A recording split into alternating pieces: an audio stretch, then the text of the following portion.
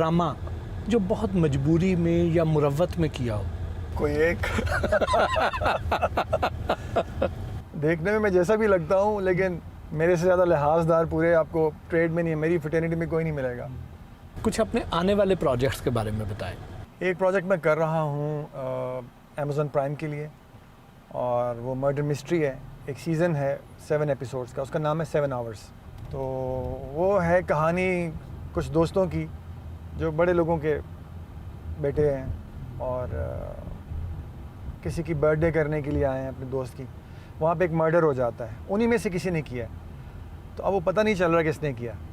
तो बड़ा अच्छा उसने लिखा हुआ है, तो वो अंडर प्रोडक्शन है अभी। इस्लामाबाद में बन रहा है, इस्लामाबाद और खैरा गली में। तो वो आई एम श्योर आपको अच्छा लगेगा। चार्मिंग और हैंडसम हीरो होने के बावजूद खुद को स्कैंडल से कैसे दूर रखा? कहते ना, एक ना 100 सुख। नहीं जी, बड़ी मेहरबानी है आपकी। दूसरा, अपने अंदर की भी एक आवाज़ होती है ना, एक काम को करें तो कोई लेजिटिमेट तरीका होना चाहिए। तो जो तरीका लेजिटिमेट चाहिए, तो फिर काम भी लेजिटिमेट होना चाहिए। इलेजिटिमेट काम क्या बंदा करे, मतलब थोड़े से चस्के के चक्कर में बंदा रातों की नींद ख़राब करे।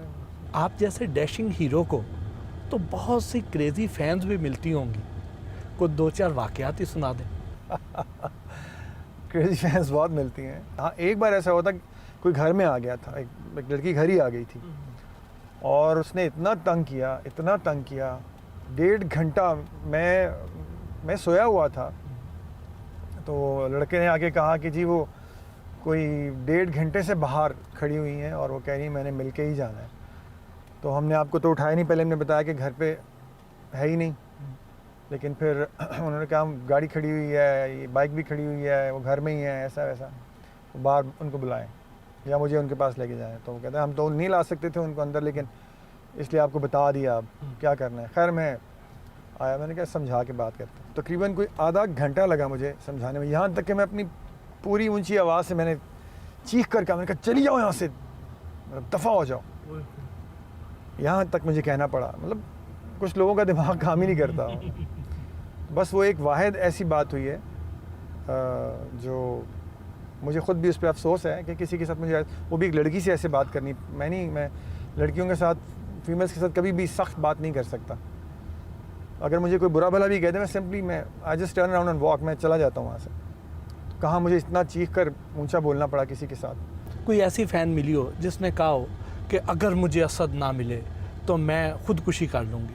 बहुत सारी थी, लेकिन पता नहीं अफसोस या खुशी है कि उन्होंने किसी ने नहीं किया। किसी ने भी खुदकुशी नहीं की, थैंक गॉड। और कोई ऐसी हो जिसके लिए असद ने कहा हो कि मैं इसके बगैर नहीं रह सकता, अगर ये मुझे ना मिली तो मैं कभी शादी भी नहीं करूँगा? ऐसा हुआ था, बड़े डिसेंट तरीके से हमने रिश्ता भेजा, वो नहीं हो सकी बात, ठीक है, बात ख़त्म हो गई और बस यही हुआ। और तो ऐसा कोई क्रेजी सीन नहीं बना, उसका भी अफसोस है।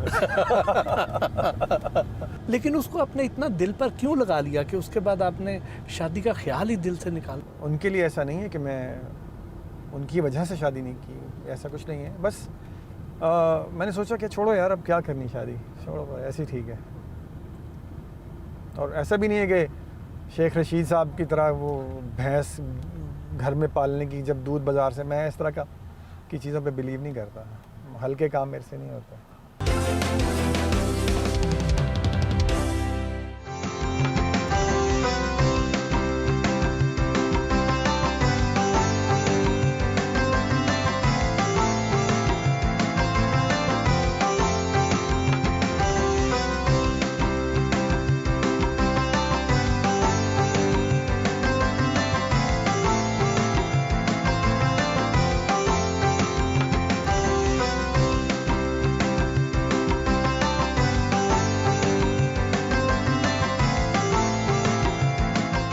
आप समेत बहुत से फ़नकार ये शिकायत करते हैं कि हमारे जो ड्रामे हैं इनकी स्टोरीज़ कोई ज़्यादा अच्छी नहीं होती हैं, लेकिन उसके बावजूद यही ड्रामे टॉप ट्रेंडिंग में भी आ रहे होते हैं। अब अवेलेबल ही यही हैं, तो ट्रेंड में भी यही आएंगे, अच्छे होंगे या बुरे होंगे। इनमें से जो वो अंधों में काने राजा वाली बात होगी ना, अंधों में काना राजा, तो जो इनमें से अच्छा होगा वो ऊपर आ जाएगा, जो इतना अच्छा नहीं होगा, जो कि बहुत ही बुरा होगा, वो नीचे रह जाएगा। यही होगा। कोई ऐसा ड्रामा जिसमें काम करके पछताए हों? कोई एक अब किस किस का नाम लूँ, बस दोस्त नंगे हो जाएंगे। दोस्तों की इज्जत अजीज है। आपका पसंदीदा ड्रामा जो बार बार देखा हो? वो है मेरा एक कनीज़ है, और मोम मेरा सबसे जो फेवरेट कैरेक्टर है, उसमें मैंने किया था रहीम दाद का। इसके अलावा और भी हैं जो मुझे याद हैं, जैसे पल दो पल, फिर जाने अनजाने, वो भी हसीन आबा के लिखा हुआ था। इसके अलावा आंसू, दश तो ऑब्वियसली है ही, और मारियो जो 98 में हमने बनाया था बच्चों के लिए, जिसमें एक एलियन होता है और ज़मीन पे आके एक इंसान की शक्ल में वो मैं होता हूँ और मैं बच्चों का दोस्त बन जाता हूँ, हेल्प करता हूँ। उस वक्त के बच्चे मुझे मारियो अंकल कहते थे, मुझे हसन भाई कहते हैं। I like that. एक कनीज़ को ही बार बार क्यों देखते रहे? वो मेरा फेवरेट कैरेक्टर है। वो इस तरह से फेवरेट है कि मैं जैसा हूँ, मुझे कुछ मेहनत करनी नहीं पड़ी। तो मैं सोचता था यार वो वाले सीन में मैंने कुछ रह तो नहीं गया होगा, लेकिन शुक्र है ठीक था। अब तक जितना काम कर चुके हैं उससे मुतमईन है या नहीं? देखिए, अच्छाई बेहतरी की गुंजाइश हमेशा रहती है, मज़ीद बेहतर से बेहतर करने की कोशिश है, लेकिन ये कि आपके पास सब्सटेंस भी तो हो। जो स्क्रिप्ट्स आ रहे हैं उस पर बंदा जितना भी अच्छा कर ले, कितना को अच्छा कर लेगा। कोई ऐसा गाना जो बहुत ज़्यादा गुनगुनाते हो? मैं वो रफ़ी साहब का है, तुम जो मिल गए हो, वो मेरा बहुत फेवरेट है। और मैं अकेला भी जा रहा हूँ तो वही लगा होता हूँ। 2 बोल सुना दो। तुम जो मिल गए हो तो ये लगता है ये जहां मिल गया। आहा। गाने के प्रोड्यूसर आसिफ नज़ीर के साथ भी गुफ्तगू हुई।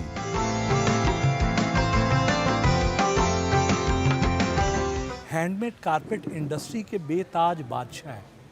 पूरी दुनिया में आपका बिजनेस फैला हुआ है, तो ये प्रोडक्शन हाउस बनाने का ख्याल कैसे आ गया? प्रोडक्शन हाउस का जो ताल्लुक़ है वो बहुत पीछे जाता है, कालीनों से भी पीछे।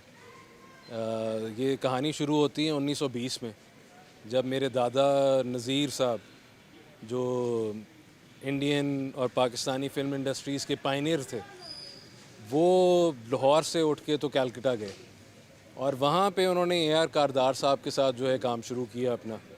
वो एक टीम थी जो यहाँ से हॉकी की यंगस्टर्स की गई वहाँ पे हॉकी मैच खेलने, और उसमें से महबूब साहब, नज़ीर साहब, कारदार साहब, ये लोग वहाँ रह गए उस वक्त और वहाँ से काम शुरू हुआ। तो वो वहाँ से चलते चलते वो थोड़ा थोड़ा आगे, फिर के आसिफ जिन्होंने मुग़ल आज़म बनाई, वो मेरे वालिद के मामू थे। नासिर खान जो दिलीप कुमार के भाई, अयूब खान के वालिद, वो मेरे फूफा थे। वाह। तो बस ये फैमिली में एक चलता है और उससे बस आगे इसको लेके तो चल आपके पड़े। तो जीन्स में है, ये खून में है। बस कुछ चीज़ें ऐसी रह जाती हैं और ऐसा ही है, बस उसको आगे बढ़ाने की कोशिश कर रहे हैं।